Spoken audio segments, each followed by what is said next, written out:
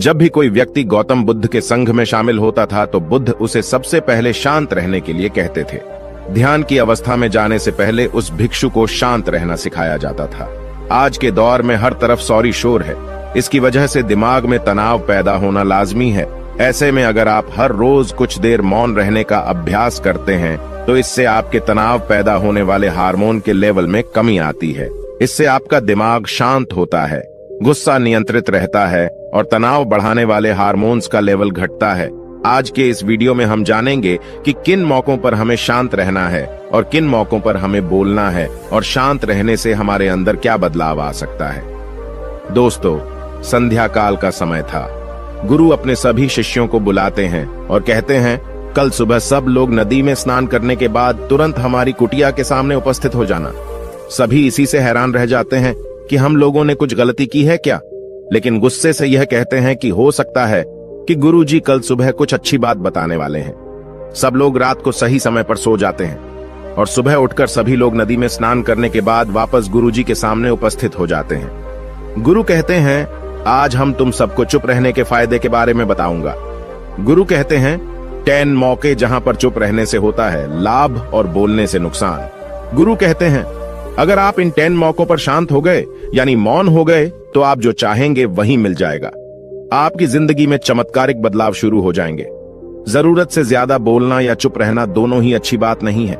जैसे जरूरत से ज्यादा बारिश हो जाना या फिर धूप दोनों ही दिक्कत देती है, उसी तरह अनावश्यक बोलने से भी काफी नुकसान होता है। गुरु कहते हैं कि पहला ऐसा मौका जहां पर व्यक्ति को चुप रहना चाहिए, बिना तथ्य के ना बोले। गुरु ने कहा, अगर आपके पास कोई तथ्य नहीं है तो वहां चुप रहने में ही भलाई है। चुप बैठने से दिमाग में नई कोशिकाओं का निर्माण होता है और इससे ज्ञान की वृद्धि होती है। बोलने में भलाई वही है जहां आपको किसी चीज के बारे में पूरा ज्ञान हो। अगर आप बिना तथ्य के कहीं बोलते हैं या फिर बेवजह बोलते हैं तो आपका वहां मजाक भी बन सकता है। अगर आपके पास पर्याप्त जानकारी नहीं है, ऐसी जगह पर बोलने से आपका मजाक तो बनी रहेगी, साथ ही साथ लोगों का भरोसा भी आपसे उठने लगेगा। इसलिए ऐसी जगह पर शांत रहो जहां तुम्हें पता ना हो कि क्या बोलना है क्या नहीं। कई बार कुछ लोग ऐसे होते हैं जो हर जगह अपनी उपस्थिति बताने लगते हैं। उन्हें पता नहीं होता है कि हमें क्या बोलना है, लेकिन फिर भी बोलते जाते हैं और फिर बाद में दूसरे लोग उनके जाने के बाद उनका मजाक उड़ाते हैं। जब तक आपको उस तथ्य के बारे में अच्छा ज्ञान नहीं है, उसके बारे में पता नहीं है, तो वहां चुप रहना ही ज्यादा समझदारी है। गुरु ने कहा, दूसरा ऐसा मौका जहां पर व्यक्ति को चुप रहना चाहिए। शब्दों से न पहुंचे ठेस, अगर आपके शब्द किसी को मानसिक ठेस पहुंचा रहे हैं तो वहां चुप हो जाना चाहिए। कमजोर व्यक्ति के बारे में कुछ भी बोलकर आप महान नहीं बन सकते हैं। महान आप किसी कमजोर का साथ देने में बनेंगे। कई बार होता है कुछ लोग अपने से छोटे व्यक्ति को भला बुरा कहते रहते हैं। सामने वाला इंसान तो कद से आपसे छोटा है, वह आपको कुछ नहीं बोलेगा, लेकिन आप उसकी नजरों में गिरते चले जाएंगे। हो सकता है कि कल वह भी आपसे पद में बड़ा हो जाए। पद में आपसे जब वह बड़ा हो जाएगा तो आज जो रवैया आपका उसके साथ है, आने वाले समय में वह भी आपके साथ वही करेगा। आप किसी को नीचा दिखाकर बड़ा नहीं बन सकते हैं। बड़ा बनना है तो अपने से छोटे लोगों का इज्जत भी करना सीखें और साथ ही साथ बड़े लोगों का भी सम्मान करना चाहिए। लोगों को लगता है कि अगर वह अकड़कर बोलेंगे और सामने वाले को नीचा गिराने की कोशिश करेंगे तो वह बड़े बन जाएंगे, तो यह उन सब की भूल है। बड़े होने की बजाय आप उनकी नजरों में गिरते चले जाएंगे। गुरु ने आगे कहा, इसलिए शिष्यों, तुम सब जब भी बोलना आदर भाव से बोलना, ताकि तुम्हारी बात लोगों को अच्छी लगे। बोलने में भाई बहन, माता पिता, मित्र इत्यादि संबोधन शब्दों का इस्तेमाल जरूर करना। इससे तुम्हारी मान प्रतिष्ठा तो बढ़ेगी ही, साथ ही साथ लोगों की नजरों में तुम समझदार व्यक्ति बनते जाओगे। गुरु ने आगे कहा, तीसरा मौका जहां पर व्यक्ति को चुप रहने में ही भलाई है।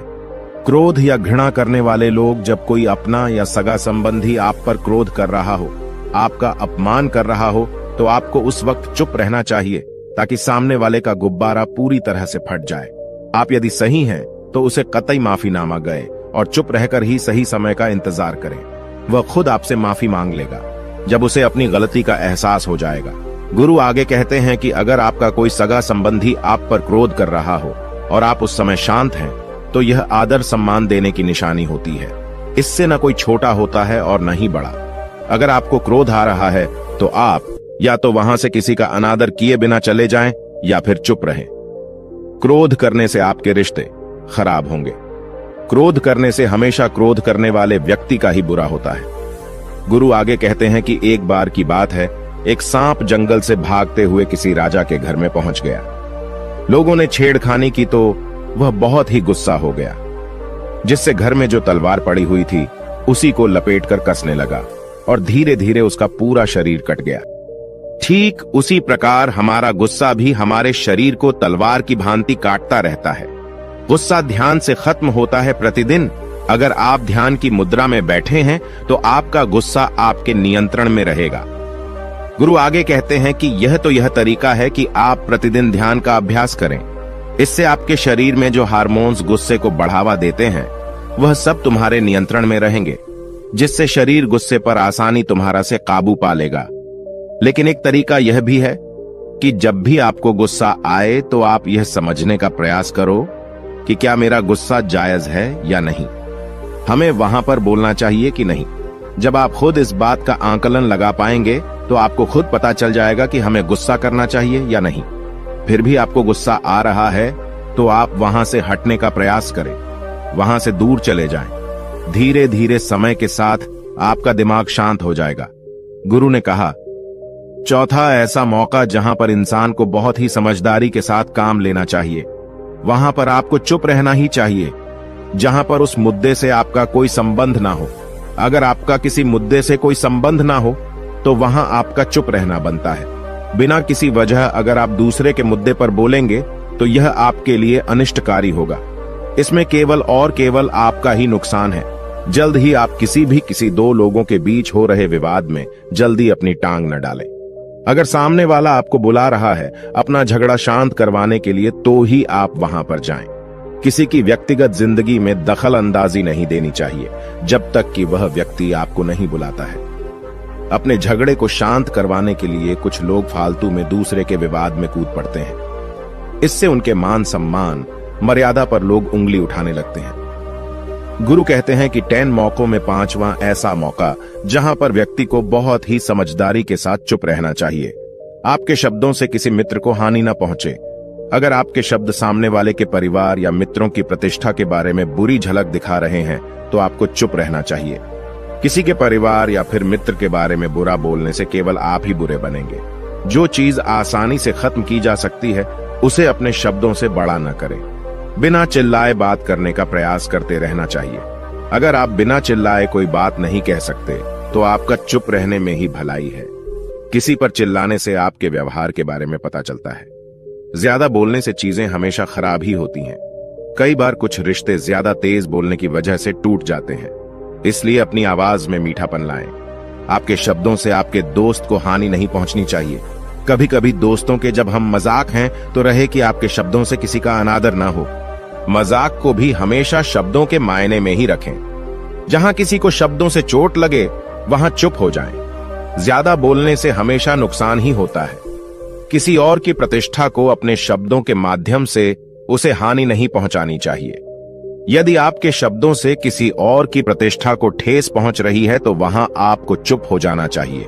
जब कोई व्यक्ति आपके सामने नहीं है तो आप उस व्यक्ति के बारे में बुरे शब्द किसी तीसरे व्यक्ति के सामने न बोलें।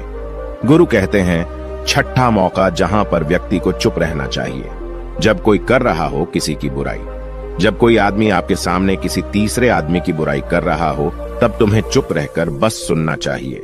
अपनी राय व्यक्त नहीं करना चाहिए, क्योंकि जो आज आपके सामने किसी तीसरे की बुराई कर रहा है वह कल किसी और के सामने आपकी बुराई भी कर सकता है। यदि आपने कुछ कहा है तो नीति शास्त्र के अनुसार जो अपने मुंह को बंद रखता है और बुद्धि से काम करता है वही इंसान समझदार होता है। बिना जरूरत के बोलना, किसी के बारे में किसी के बीच में बोलना यह गलत बात है।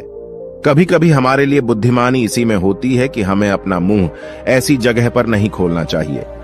गुरु आगे कहते हैं कि 10 मौकों में 7वां ऐसा मौका जहां पर व्यक्ति को चुप रहना चाहिए, जब कोई नहीं समझे आपकी भावना।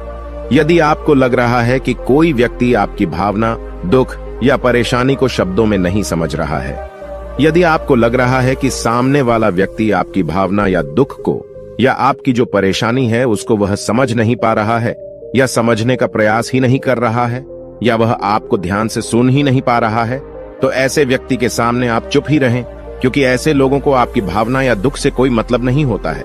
ऐसे लोगों को अपना राज बताकर आप पछताएंगे ही बाद में। इसलिए हर किसी को अपने मन की बात नहीं बतानी चाहिए।